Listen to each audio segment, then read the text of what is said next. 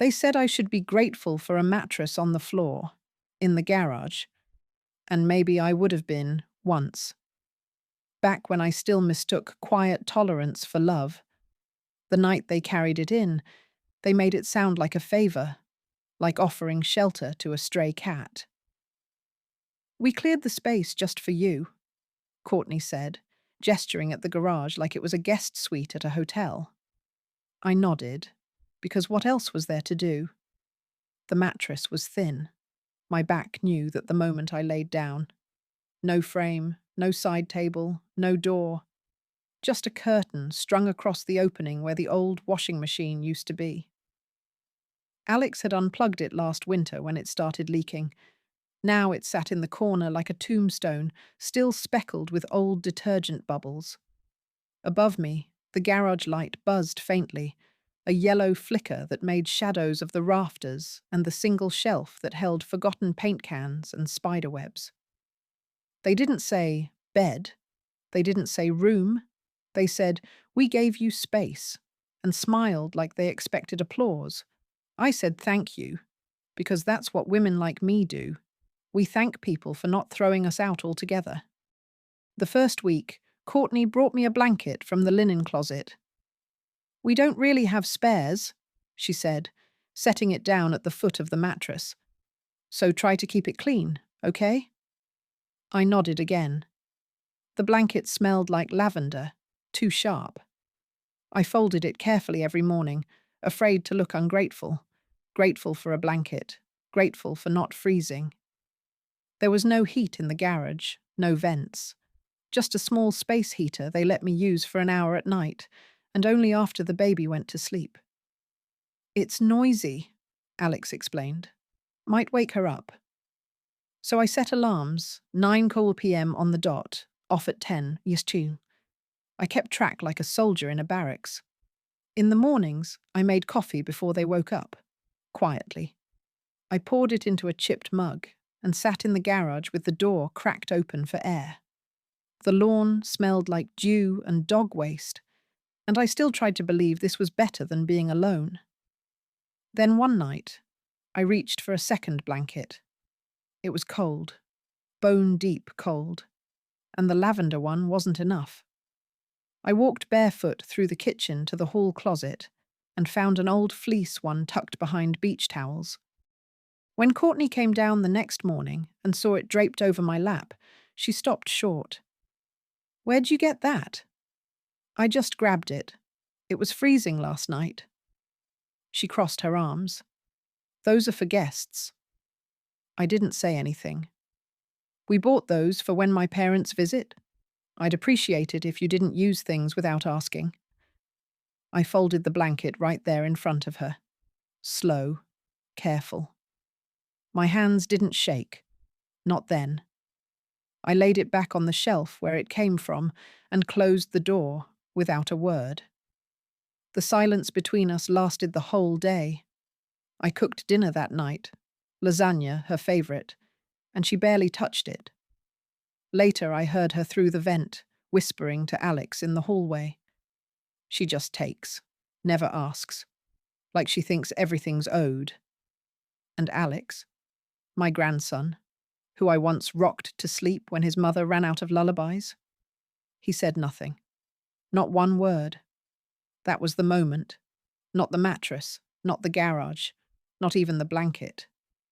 It was that moment, his silence, that pulled something out of me like a splinter I didn't know was still buried.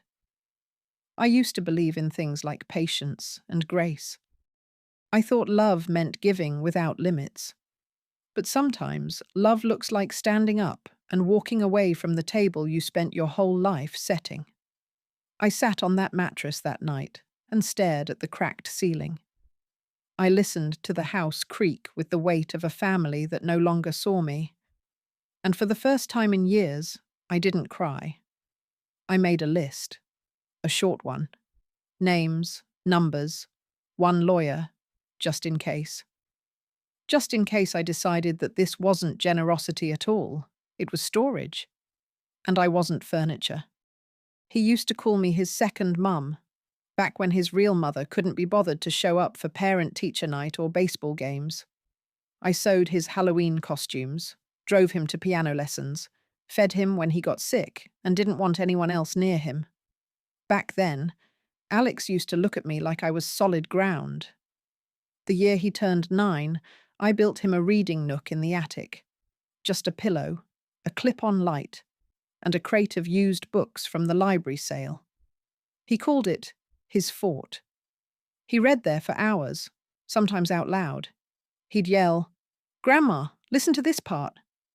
And I'd stop whatever I was doing, laundry, dinner, bills, and I'd listen. Really listen. When his dad left, I moved into their house for a year. Not because anyone asked me to, but because I saw the way his shoulders dropped when he came home from school. The silence in that house was too loud, and someone had to fill it. So I did. Quietly. Steadily. The way women do when no one's watching. Courtney came along later, pretty, polished. Polite in the way that always feels one breath away from disdain. She smiled too tightly and called me Ma'am, even after I asked her not to. I knew from the start she didn't want me close. I made her nervous. Not by anything I said, just by existing. Some women don't like the shadows of the women who came before them. Still, I was kind. I gave them money when they got married. Not much, but more than I could really spare. I brought over meals during her pregnancy. Homemade soups, casseroles, cookies from my mother's old recipes. She never said thank you. Just placed them in the fridge and told Alex, "Your grandma brought food again." When the baby came, I offered to help. Night feedings, diaper changes, anything. "We've got it covered," she said, and I heard the message under the words. "You're not needed." I should have seen it then. Should have known. But I still held out hope. For family. For warmth. For a place to belong. When my lease ended last winter, Alex was the one who offered. "We've got the space," he said, "just until you figure things out." I believed him. I believed that offer came from love. But love doesn't leave you in a garage. Not when there's a whole guest room that sits empty because we're saving it for a home office someday. I told myself it was temporary, that I didn't need much, just a place to rest. I told myself not to take up space, not to ask for more than what was given. I told myself a lot of things, like how maybe Courtney was just stressed, like how Alex was just tired, like how I should be grateful, always grateful. But memories don't rot that fast. I still remember the night Alex had a fever of 103 and called for me instead of his mother. I remember holding his hand while he threw up into a bowl I kept by his bed. I remember whispering stories until he fell asleep. And now? Now he walks past the garage and doesn't look inside. Last week, Courtney told me I should stop using the kitchen after 8. "It's just that the smells linger," she said. "And the baby's sensitive." I nodded. I always nod. But inside me, something else was stirring. Something I hadn't felt in years. Not anger, recognition. The moment when a woman stops twisting herself into the shape of someone else's comfort. When she starts remembering the shape she used to have. That night, I sat on the mattress and flipped through my old address book. Half the numbers were disconnected. Friends who'd moved, passed on, or faded like soft wallpaper. But one name still made sense. Margaret, my old neighbour. Realtor now. She once helped me find renters for my house after I moved out. She always said, "If you ever need a hand, just call." I didn't call. Not yet. But I wrote her number on a new sheet of paper and folded it into my wallet. Not for revenge, not even for escape, just in case. Because women like me, we don't explode, we calculate. And when we rise, we do it so quietly they don't even hear the door close behind us. The garage smells like rubber and damp concrete. No matter how many times I sweep or crack the window, it clings. It gets into my hair, my clothes, even the pages of the books I try to read before bed. I used to have a shelf, real wood, varnished by hand. Now my books sit stacked in a milk crate beside the mattress, spines bent, pages curling from the cold. There's a water stain on the ceiling, right above where I sleep. It bloomed after the first spring rain, spreading like a bruise. Alex promised to patch it. That was 4 months ago. Now it's just part of the ceiling. Like me. Visible, ignored, inconvenient. I keep a small lamp beside the mattress, plugged into an extension cord that runs through the dog door. It buzzes sometimes, flickers when the heater kicks in. Courtney says it's a fire hazard. You should be careful, she warns, as if I haven't been careful every day of my life. I shower quickly, early in the mornings, before anyone else wakes. I dry off in the cold garage, wrapped in a towel that used to hang in the hallway closet. Now it hangs from a nail in the studs. There's no mirror. I don't really need one. The version of me that mattered stopped being invited to look. They asked me to keep my things contained. No overflow, no clutter. My knitting basket is gone. The plant I brought from my old apartment, a pothos with trailing green vines, was accidentally left outside too long and withered. Courtney said, "Oh, I thought it was just decor. I didn't know it mattered." Of course it mattered. It was alive. Now the only thing green in the garage is a can of bug spray. The worst part isn't the cold or the smell. It's the way everything feels temporary, like I'm in a waiting room for a life I'm no longer expected to have. My suitcase is still half packed, tucked under the mattress. Not because I plan to leave, just because I was never fully allowed to arrive. Sometimes I sit with my tea and think about the house I used to own, the one on Sycamore Lane, 3 bedrooms, wraparound porch, creaky floors that knew my footsteps by heart.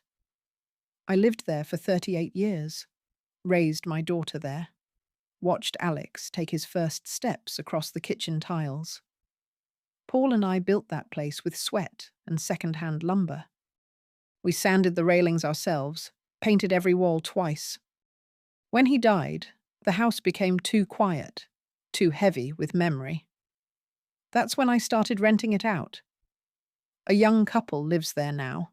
They send Christmas cards. Sometimes they ask me about the quirks, why the hallway light flickers, how to open the stubborn bathroom window. I answer every time.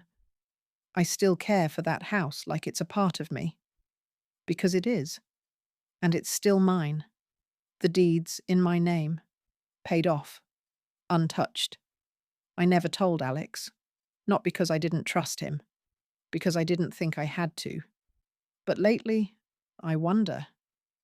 Courtney makes comments, subtle ones. You're lucky we don't charge rent. Most people your age are in facilities. This setup is generous, all things considered.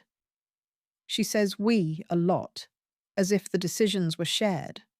But I know who pulls the strings. I see the way she looks at me when I use her mug by accident or leave crumbs on the counter. Like I'm a stain she's waiting to scrub out. Last Tuesday, she handed me a flyer, an ad for a senior living community 30 miles out of town. Just to look, she said. They have a shuttle service and meals. She smiled like it was kindness. I looked at the photo on the front. Smiling, grey-haired people on a couch, all dressed the same, all looking slightly lost. I handed it back. She shrugged. Just think about it. But I already had. I'd been thinking about it since the first night I woke to a spider crawling across my pillow and realized I was expected to live among storage boxes and lawn tools like a forgotten suitcase. They think I have nowhere to go. They think I have nothing. That's the funny thing about silence. People mistake it for weakness. They don't realize it's often just preparation. I keep the deed in a folder wrapped in plastic, inside a zippered bag under my clothes. The papers are crisp, notarized, irrefutable. Sometimes I take them out, just to feel the weight of what they mean. I may not have a bedroom, but I have leverage. I may not have a chair at their table, but I own the ground they think I kneel on. They gave me a mattress. I gave them my youth. Let's see who comes out ahead. They don't knock anymore. At first they did, out of politeness, or maybe uncertainty. The first few weeks, I'd hear a tap on the garage door before Courtney brought me folded laundry or asked if I could watch the baby just for an hour. But that stopped. Somewhere between convenience and contempt, the knocking disappeared. Now the door swings open without warning. I've learned to keep myself covered, to sleep light, to expect interruption like weather. They don't call it my room. They don't call it anything. If they refer to it at all, it's the garage, like I'm a seasonal item tucked in for storage. If guests come over, they don't mention me. I stay behind the curtain. I don't make a sound. There's a new pile of cardboard boxes in the corner, holiday decor, Courtney says. I asked if they could store them elsewhere. She smiled. Where would we even put them? Then she added, You're not using the whole space, right? I measured the line in her tone, the one between assumption and order. I moved my books closer to the wall that night, just in case. I've started eating alone. Not because they told me to, but because I know when I'm not wanted. Dinner is usually at 6. I used to sit with them, offering to set the table, pass the baby her spoon, laugh politely at whatever Alex said about work. But lately, Courtney places 2 plates on the table, not 3. Mine stays in the kitchen, plastic wrapped. Not cold, not warm, just neutral. Last week, Alex said, You don't have to cook anymore if it's too much. I looked up from the sink. Too much? He shrugged. You've been tired, and Courtney doesn't really eat that stuff. Too salty. I nodded. Then I scrubbed the pot harder, not because it needed it, but because I didn't know what else to do with my hands. The next night, I didn't make anything. No one asked why. They don't knock anymore. And they don't thank me either. I still fold their laundry, out of habit, out of some small thread of decency I refuse to cut. I still water the potted plants they forget on the patio. I still collect the mail when they're too busy. But I'm invisible now. Like a light left on, in a room no one enters. The baby used to reach for me. Now she looks at her mother for permission. If I pick her up without asking, I get a smile that's all teeth and no warmth. She's clingy lately, Courtney says. We're trying to keep a consistent routine. I get it. I've been erased before. Just never by someone whose diaper I once changed, whose lullabies I used to hum under a nightlight. I keep busy. I sweep the garage floor. I rearrange the same 3 baskets. I mend socks that no one notices. I write letters I don't send, to people who wouldn't know what to do with them. And at night, I make tea. Always the same kind, black with a drop of honey. It reminds me I'm still here. Sometimes I hear them upstairs, laughing, the kind of laugh that comes easy to people who've never been told their presence is a burden. I remember when Alex used to laugh like that with me. In the garden, helping me plant tomatoes, dirt on his nose, telling me jokes about worms and superheroes. Now his laughter feels like something I was never part of. I used to keep a photo on the nightstand. Paul and I, in front of the old house. We were younger, poorer, but we smiled with all our teeth and no reservation. One day, I noticed it was gone. I asked Alex if he'd seen it. He looked confused. A photo? No, haven't seen it. Later, I found it under a pile of unused extension cords. Bent, dusty, but still whole. Like me. I wiped it off and tucked it into my journal. Because even if they don't knock anymore, I remember the door I once opened for them, and I remember how to close it. "Your creams stink, Grandma." That's what Courtney said as she passed me in the hallway one morning, clutching her coffee like a weapon. She didn't look up when she said it, just threw the words over her shoulder like trash she didn't want to carry. I froze, hand still on the bathroom doorknob. My knees ached that morning. I'd used a bit of menthol rub, same brand I've used since Paul hurt his back in '87. The scent always reminded me of winter mornings, of warm towels and careful hands. Now it was just offensive. "I'm sorry," I said quietly, though I wasn't sure what I was apologizing for. "It's just really strong," she added. "We have a baby. She's sensitive to smells." I nodded, always nodding. Later that day, I bought a cheaper, unscented lotion. It didn't work.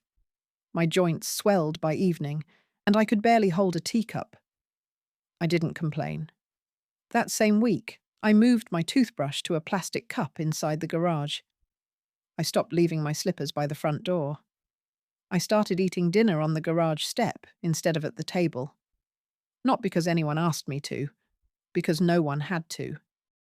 When a woman like me starts disappearing, she learns to finish the job herself. Alex noticed once. Just once. I was limping through the kitchen, trying to carry a basket of folded towels. He looked up from his phone and said, "You okay?" I paused. "Yes." He nodded and went back to scrolling. That was all. Courtney talks about clean lines and minimalism like they're gospel. She says clutter stresses her out. I'm not allowed to put magnets on the fridge. When I asked if I could hang a calendar inside the garage, she smiled tightly and said, "We're trying to keep the look consistent." The look, not the function, not the warmth, just the look. I've become part of the mess she tries to hide. A misaligned object in her curated world. When her friends come over, she lowers her voice, talks like I'm not 3 feet away behind a curtain. "She's still in the garage," I heard her whisper once. "Yeah, I know, but at least she has somewhere to stay." Like I'm a favor. Like I should say grace every morning for being allowed to breathe air she paid for. It was a Friday when it finally shifted for me. Not a dramatic moment, not even a raised voice, just a sentence, tossed like a bone. I was pouring myself cereal, dry, no milk left, when she walked in and said, "Be grateful we gave you a mattress at all." That was it. The spoon clinked against the bowl. Her footsteps faded. And I stood there, staring at the fridge I once helped them buy when their credit didn't cover appliances. Be grateful. For what? For less than I gave freely? For silence returned with insult? For being tolerated like a mildew stain no one's found the time to scrub out?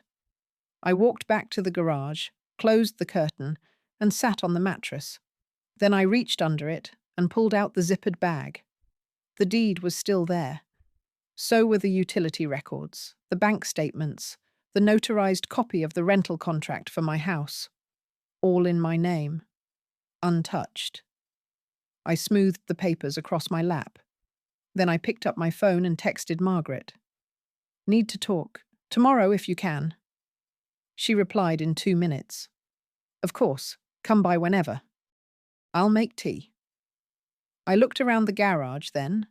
The walls of exposed studs, the cracked concrete, the single bare bulb. And I felt something unexpected. Not sadness, not even rage. Relief. Because I knew, finally, that I wasn't stuck. They hadn't trapped me. They'd just forgotten I still had the key. "You're lucky to be here at all." That's what Courtney said when I asked if I could bring in a small dresser, just a narrow one, 2 drawers, something to hold my sweaters. The cold was settling deeper now. I'd been living out of a suitcase for 9 months, folding and unfolding, shifting and tucking. Every morning, my back reminded me that the floor doesn't forgive, and neither does time. She stood in the doorway, arms crossed, blocking the hallway light from reaching where I sat. "We just don't have room for more stuff," she said. I gestured to the corner of the garage. "I'd put it right there. It's small. I found one on sale." She shook her head. "We're already making sacrifices, you know. The baby's playpen used to be in here." I blinked. That playpen had been untouched for weeks, collecting dust in the den. But I didn't argue. Instead, I folded the sweater I had just worn for the third time this week and placed it back in the suitcase. That's when she added it. "You're lucky to be here at all." Not in anger, not even sharply, just casually, like she was stating the weather. And I heard it. All of it. The subtext, the ceiling on my worth, the reminder that my presence was conditional, tolerated, not welcomed. It landed somewhere deep, somewhere that had already cracked, just waiting for pressure. Later that night, I lay on the mattress and stared at the ceiling. The same water stain was spreading wider now, dark around the edges. There was a drop that formed, slowly, rhythmically, like a clock ticking. Tick, tick, tick. I thought of Paul. How we once slept on the floor the first month in our house because we couldn't afford a bed yet. We made a game of it, pretended we were camping, ate canned beans and toasted bread over a single burner stove. He made me laugh so hard once, I spilled soup on the blanket. But that was love. That was building something. This was erasure. The slow subtraction of identity until all that's left is compliance. In the morning, I packed a small bag, just enough to look tidy. I took the bus to Margaret's office, even though my knees begged me not to. It was a little building wedged between a print shop and an old diner. I hadn't been there in years. She opened the door herself, still in that navy cardigan she always wore too late into spring. Her eyes softened when she saw me. "I was wondering when," she said. We didn't say much at first. She poured tea, lemon and honey, the kind I used to make for Alex when his throat hurt. We sat across from each other while the kettle hissed behind her. "I want it listed," I said. Her eyebrow lifted. "The house," I clarified. "Mine. The one on Sycamore. Quietly. No open houses. No fuss. Just real buyers." She nodded. All business now. "I'll need the documents." I pulled the folder from my bag and set it on her desk. She opened it, flipped through, paused at the notarized deed. "Still in your name?" she said. "Always was." She looked up.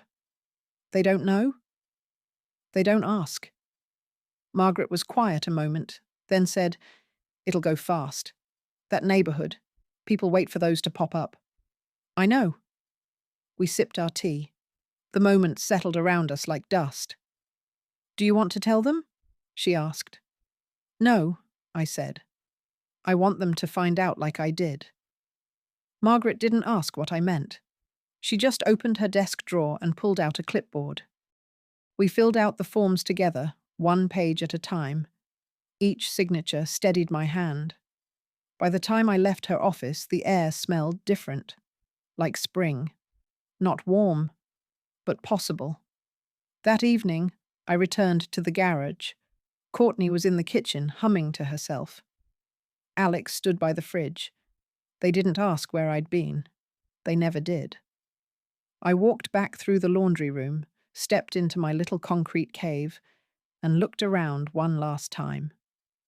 Because soon, the thank you gift they never asked for would arrive, and it would come with a deadline. She asked me to hide when guests came over. It was a Saturday afternoon, warm, bright, the kind of weather that makes people forget to be careful with their words. Courtney stood in the kitchen, arranging a cheese board like she was auditioning for a lifestyle blog. Everything was curated, olives in a tiny white bowl, rosemary sprigs laid like decoration, not flavor. I was at the sink, rinsing a mug, quiet as always. "They're coming at 3, she said, without looking up. I nodded. I had no plans to be in their way. She paused, then added, "Could you maybe just stay in the garage? It's just easier." I turned off the tap. "Easier?" She glanced over, all faux sweetness. "I just don't want to have to explain." "Explain what?" I asked gently. She sighed, like I was making this difficult. "It's not personal. It's just, people ask questions, and the space is small, and it's hard enough to keep things tidy." I dried the mug and placed it upside down. "Of course," I said. She smiled, relieved. "Thanks for understanding." Understanding. That's what they always expect of us. The old, the tired, the ones who've spent decades biting our tongues to keep peace at dinner tables. Understanding has become our currency. We spend it until we disappear. At 2:55, I closed the curtain and sat quietly on the mattress. I listened to laughter rise in the kitchen, the clink of glasses, the buzz of polite conversation. I heard someone ask about the nursery. Courtney gushed. I heard Alex brag about a project at work. Someone complimented the wine. Someone else asked how they managed with a baby and a house to care for. "Oh," Courtney laughed. "It's just us. We manage." I stared at the ceiling. The water stain had started to peel. They didn't mention me. Not once. When the guests left, I stayed put. Didn't want to walk in while they were cleaning up. Didn't want to be a leftover. Around 7, Alex knocked, not at the garage door, but on the kitchen wall beside it, like an afterthought. "Want dinner?" "Already ate," I said. He hesitated. She's stressed. Don't take it personal." I nodded, always nodding. That night, I wrote in my journal. Not long entries, just small notes, fragments. March 18th, asked to stay out of sight. Space too small for my presence. March 3rd, washed kitchen floor. No one noticed. February 27th, Courtney said I smell old. Each line sat heavy, proof of erosion, not in one great sweep, but in slow, grinding inches. Later I stared at the photo of Paul and me. I'd moved it back to my makeshift nightstand. A crate with a cloth over it. His eyes still smiled the same. I remembered how he once said, "Don't ever let them treat you like wallpaper." I hadn't understood what he meant then. I do now. 2 days later, the realtor sent me the listing draft. Charming 2-bedroom bungalow, quiet neighborhood, mature trees, long-time owner. No mention of Alex, no mention of Courtney. Just the truth, my name on the deed, my name on the history. I approved it with one word: publish. It went live the next morning. By noon we had 3 inquiries. And I hadn't even told them yet. Because when someone asks you to hide like a shameful secret, the kindest thing you can do is vanish. But only after changing the locks. He forgot who taught him to walk. That's the thought that struck me as I watched Alex cross the kitchen, holding his daughter on his hip, bouncing her gently while humming off-key. He looked tired, unshaven, the way young parents often do in the blur of bottles and bills. I stood in the shadow of the hallway, waiting for the kettle to boil. He didn't notice me, not at first. And when he did, it was with the startled look of someone seeing something where they thought the space was empty. "Oh, didn't see you?" I nodded. Didn't want to interrupt. He offered a tight smile, the kind you give a stranger in an elevator. I watched him adjust the baby's blanket. She reached for a wooden spoon on the counter, babbling. He handed it to her without thinking, then walked past me to the living room. He didn't say, "How are you?" He didn't say, "Want to hold her?" He used to beg me for stories, for walks to the park, for one more slice of banana bread. He used to slip his small hand into mine like it was the most natural thing in the world. Now his hands didn't even pause when they brushed past me. I went back to the garage and closed the curtain, sat on the mattress and listened to the familiar creak of the floorboards above as he rocked his child. I thought about the time he fell off the swing in second grade, split his lip, blood everywhere. I ran, barefoot across gravel, carried him inside while his mother panicked, pressed a cold cloth to his mouth and told him to breathe, breathe, breathe. I stayed up all night, watching his chest rise and fall. He forgot that. They always do. We raise them from seed, water them with our backs bent, our knees sore, our hearts cracked open with every illness, every heartbreak, every fear. And one day they bloom and no longer turn toward the hand that steadied them. It's natural, I suppose. But knowing that doesn't make it hurt less. That evening, I found a message from Margaret. All 3 buyers are serious. One is cash. Want me to move forward? I stared at it for a long time. Cash. Fast. Freedom. Yes, I replied. 2 days later, she called. It's done, she said. Full price, clean terms, closing in 7 days. I thanked her. Then I made a list, not of regrets, of steps, who to notify, what to pack, where to go.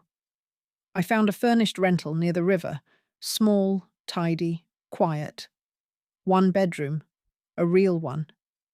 I hadn't told them yet, wasn't sure I needed to. The house wasn't in their name. Their names weren't anywhere. That's what they never understood. They assumed authority without paperwork, assumed possession without price, assumed that because I was quiet, I was powerless. But the truth is this: I remembered everything. I remembered his first steps, 1 foot, then another, arms flailing toward me. I remembered the first time he said "grandma" like it meant safety.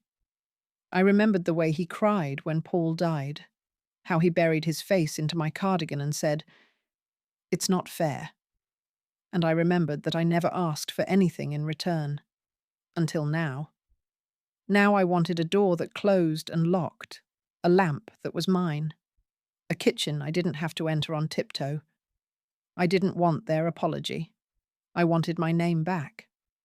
So I packed slowly, quietly. I folded my clothes the way I always had, smoothed the photo of Paul and me into a manila envelope, wrapped my teacup in a towel, labeled a small box, important, even though everything I owned now fit into 3. I kept the suitcase under the mattress for one last night, because tomorrow, the thank you gift they didn't know they'd earned was going to arrive. And this time, I wouldn't be the one asked to leave. The deed still has my name on it. That fact alone could have filled a courtroom. But I didn't need a judge. I had paper, ink, and memory. They'd never asked, not once, who owned the house. When I moved in, Alex said, "We have space." As if the walls belonged to them, as if I should be grateful for the invitation. But I never corrected him. I let them believe it. That was my mistake, or maybe my patience. The truth was simpler than their story. Paul and I bought the house in 1981. We paid it off in 2004, 2 years before he died. I held on to it for years after, even when it became too quiet, even when the corners echoed with his absence. Eventually, I rented it out, used the income to pay for groceries, for medicine, for helping Alex through college. I never transferred the title. Not when I moved. Not when they let me stay. Because somewhere inside me, I knew. I knew that one day, kindness would be recast as cost, that my silence would be mistaken for surrender. I still remember the afternoon Paul and I signed those papers. Our hands were sticky with sweat. We brought our own pens. Sat in a small office with scuffed floors and a receptionist who offered butterscotch candies from a bowl. We signed every page like it was a promise. And it was. A promise that we would own something, that no one could take it, that our work, the long shifts, the skipped vacations, the brown bag lunches, would become wood and nails and something that would outlive us. I found the deed where I always kept it, inside the zippered pouch, under the mattress, wrapped in a towel to keep from curling at the edges.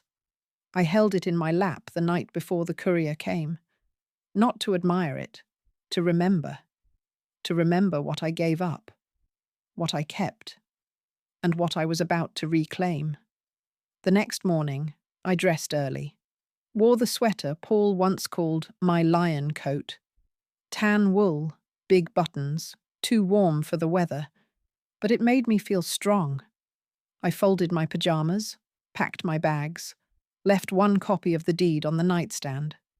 The other, I tucked into the envelope the notary had stamped the day before, a notice of transfer, a formal letter, my signature on every page. The courier came at 7:15 a.m., polite, efficient, wearing a badge that read, Marcus. He asked for the envelope, checked the address twice, then nodded. "Delivery by 9?" he said. I nodded back. He didn't ask what was inside. He didn't need to. By 9:30, the house wasn't mine anymore, but it wasn't theirs either. It belonged to a woman named Celia Withers, who had made her offer in cash and planned to move in within 2 weeks. She wanted a garden, said the light in the kitchen reminded her of her mother's place. I liked her immediately. Margaret had arranged everything, seamless, quiet, legally airtight. At 10 Moss, I got the first text from Alex. "Did you sell the house?" I didn't answer. Then Courtney. "Tell me this is a mistake." Still, I said nothing. Then Alex again. "What the hell, Grandma? We live here." But they didn't, not really. They had occupied it, yes. Filled it with new furniture and scented candles and a baby that didn't know my name. But they didn't live in the bones. They didn't live in the years. I did. And now? Someone else would. Someone who wouldn't ask me to hide. Someone who might plant mint in the garden and call it home, instead of obligation. At noon, I checked into my new apartment. 1 bedroom, real light. A lock on the bathroom door. The woman at the desk handed me the key and said, "Welcome home." And for the first time in a year, I believed it. I didn't bring much, but I brought enough. I sat on the bed, real mattress under me, and exhaled a breath I didn't know I'd been holding. The phone buzzed again. "You had no right," Courtney wrote. But she was wrong. I had every right. Because the deed still had my name on it. And now, finally, so did the door. I made one phone call. That's all it took. Not a confrontation, not a speech. Just one calm conversation with someone who still remembered my name the right way. Her name was Celia. We'd met at Margaret's office the day she toured the house for the second time. She had short grey curls, dark eyes like mine, and hands that looked like they'd spent decades making things: bread, blankets, homes. "I don't need big," she said. "I just need mine." I understood that sentence in my bones. So when I called her, it wasn't to haggle or negotiate. "It's yours?" I said. She didn't ask why. She just whispered, "Thank you," the way a woman does when she's never been given something without being expected to apologize for wanting it. The sale moved fast after that. Margaret handled everything. I stayed quiet. Not out of fear, but precision. That Friday, I signed the final papers in the back corner of a bank that still smelled like old carpet and static. The pen was cheap, the formality thin, but the weight of my name on that line steadied me. That night, I slept in a clean bed in a quiet room. Not the garage, not on a mattress. A bed. With a frame, a blanket I chose myself, and a small wooden table beside it, with a lamp that glowed warm yellow when I read. At 8:03 the next morning, the notice went out. Certified envelope, signature required. Inside, the deed transfer, the formal termination of tenancy, the 7-day notice, addressed not to Alex or Courtney, just current occupants, no longer my family, just residents. By 10:03 a.m., my phone rang. Alex, then Courtney, then both. I didn't answer. At 10:37, a voicemail came in. Alex's voice, low and fast. "Grandma, what's going on? We got this paper. It says we have to leave? That you sold the house? Please tell me this is a mistake. Just call me back. Please." I set the phone down. Not to be cruel, but to be clear. Because for too long I'd allowed their confusion to become my obligation. At 3 p.m., Courtney left a message. Not begging, not asking, accusing. "You can't do this? We have a baby. We gave you space. You're old. You're confused. Someone took advantage of you. We can fight this. We will." I didn't respond. Because no one had taken anything from me. I'd simply reclaimed what was mine. And they, who once asked me to stay out of sight, now had to make themselves seen, in court, in papers, in the light of consequence. By dusk, Margaret called to confirm they had signed for the notice. "They know?" she said. "Good," I replied. "Are you okay?" "I'm better than I've been in a year." That evening, I opened my suitcase and pulled out the photo of Paul and me. I placed it on the new nightstand. I lit a candle. I poured tea. And I sat by the window, watching the city breathe. Somewhere, my phone buzzed again. But I didn't check, because I wasn't the one trespassing.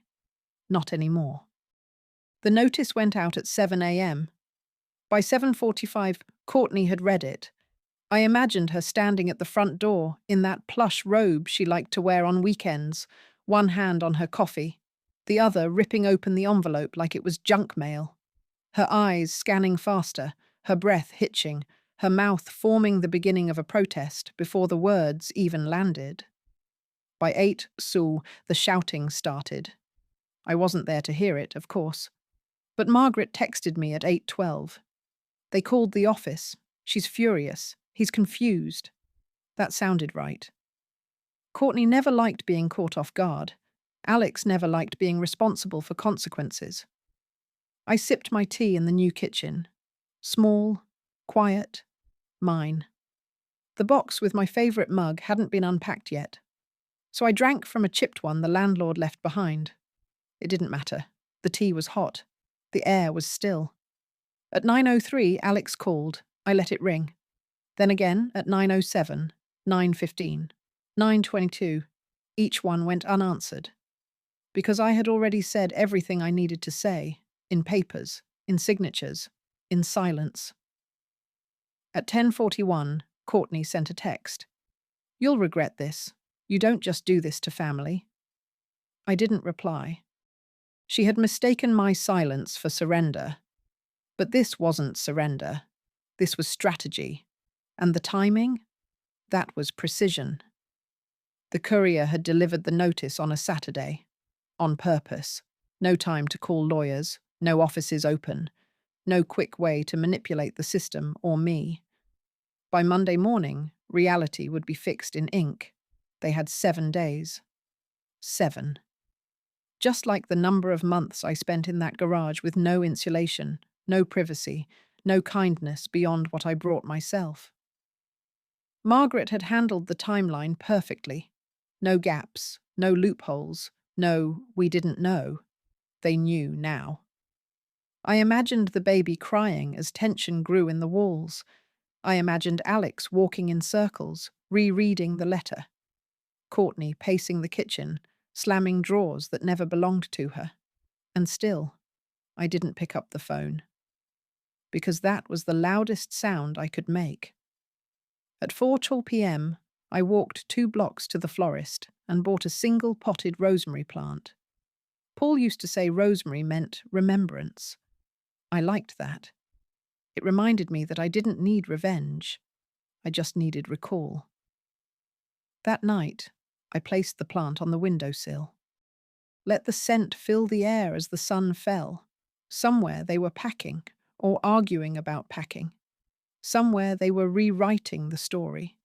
She's unstable. She's confused. She's ungrateful. But none of that mattered, because the deed said otherwise, because the silence was finally mine. She cried like I hadn't already. It was Monday morning when Margaret forwarded me the voicemail. Courtney had called her, pretending to be the homeowner, insisting there'd been a mistake. Her voice was tight, sharp around the edges, like someone trying to be polite through clenched teeth. "She can't do this," she said. "We've built a life here. We've made improvements. We have a child."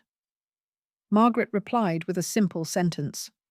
"All documentation is verified. Your tenancy is terminated. Further communication must go through legal counsel." They didn't call Margaret again. They called me, 6 times before noon. I didn't answer. By the 7th, they gave up on words. They showed up. The buzzer rang just after 2. I looked through the monitor, and there she was. Courtney, wearing sunglasses too big for her face and hope she hadn't earned. Behind her, Alex, hands in his pockets, not looking up. I didn't press the intercom, didn't move. They stood there for a long time. Finally, she pulled off her sunglasses.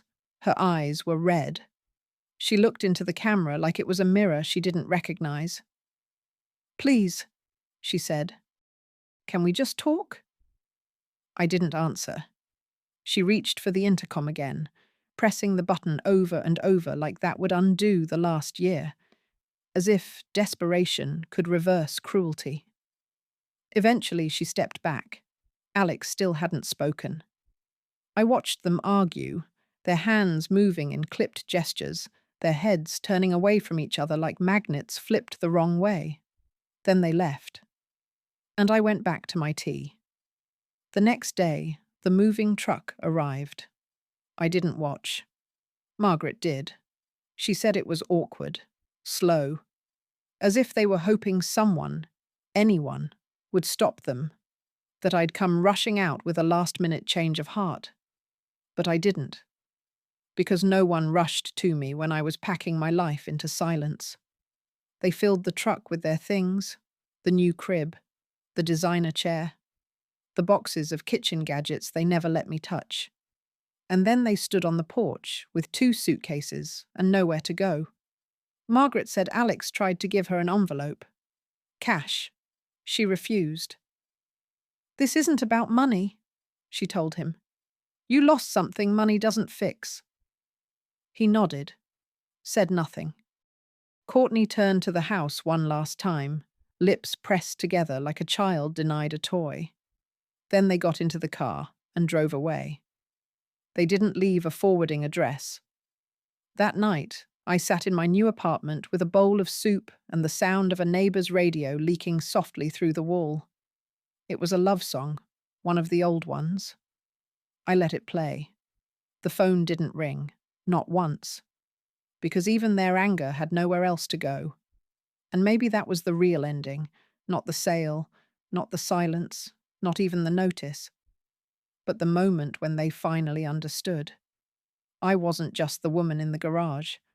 I was the one who built the house, and I was the one who sold it. They left in silence. No final knock, no note, not even a text to say they were gone. I only knew because Margaret called. "The keys were in the mailbox," she said. "No damage, no mess, just empty." I thanked her and hung up. Then I sat for a long time with my tea cooling beside me, watching the steam fade. They had packed slowly, Margaret told me. Not because they had too much, but because they thought, hoped, someone would stop them, that the door would open, that I would appear like I always had, smoothing tension, patching over cruelty with calm. But I didn't. I'd already done that for too many years. Courtney wore lipstick that morning, too bright. The kind meant for photographs, not for moving boxes. Her heels clicked down the steps like punctuation, but her eyes betrayed her. Red, hollow. Tired from nights she thought I didn't hear through the wall. Alex didn't speak. He lifted, carried, loaded. His shirt clung to his back, and his silence followed him like a shadow. Margaret said he looked older, not by years, but by loss. And still, I didn't come, because the truth had already come before them. I hadn't sold the house in anger. I hadn't sold it to punish them.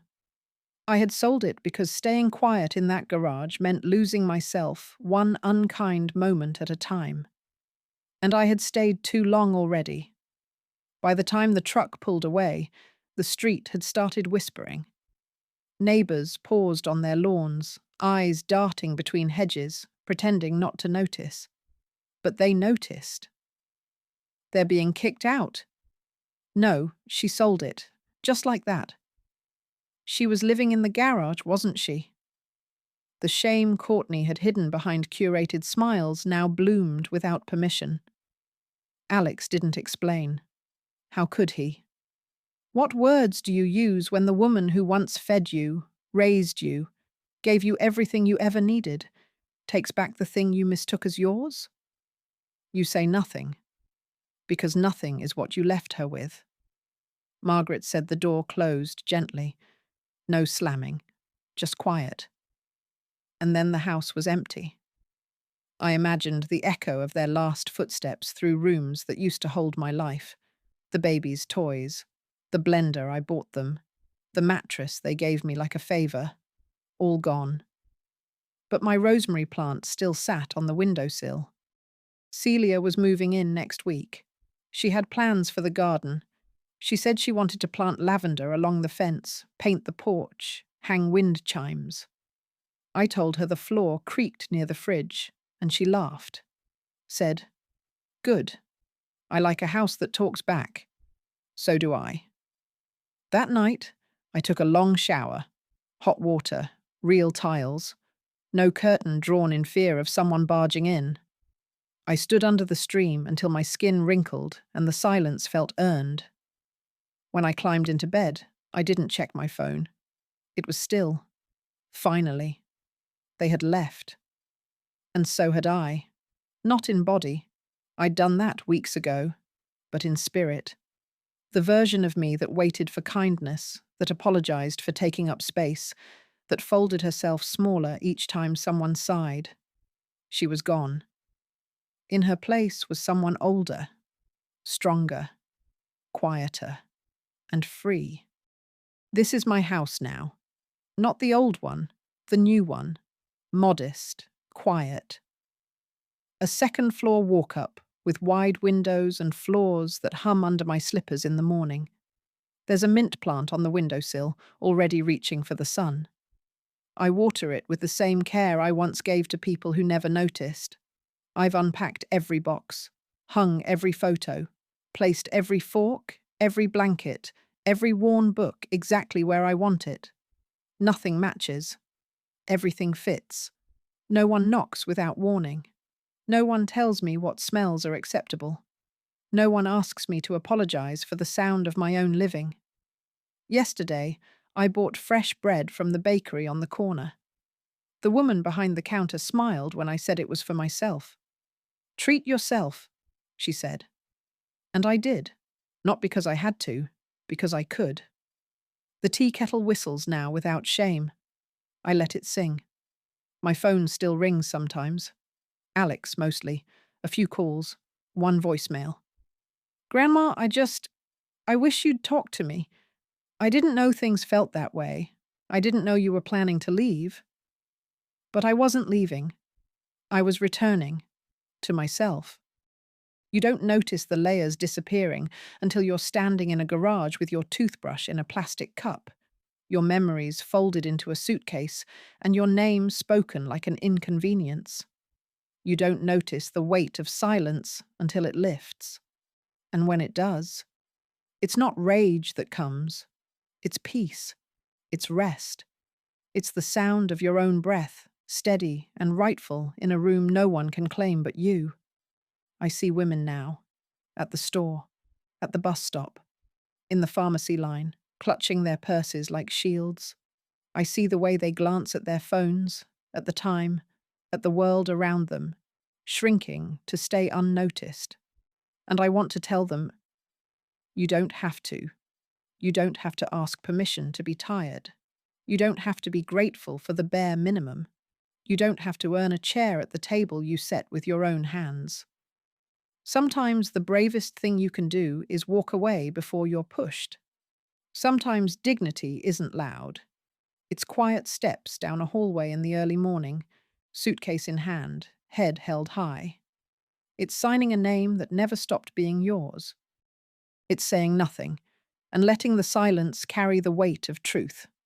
I sit by the window now, tea in hand, light warming the tips of my fingers. Outside, the street bustles with people who don't know what I've survived. That's fine. Survival isn't a show, it's a statement. And here's mine. I was the woman in the garage, and now I am the woman with the deed. If you've ever been told you're lucky to be tolerated, if you've ever folded yourself smaller to fit inside someone else's comfort, if you've ever handed over the best years of your life only to be called a burden, then let this be your story too. We don't yell here, we remember. And if this story stirred something in you, something quiet, something furious, something tired of being erased, then do one thing for yourself. Subscribe to Grandma's Untold Stories. Here, our silence is over. Here, we speak. And the world listens.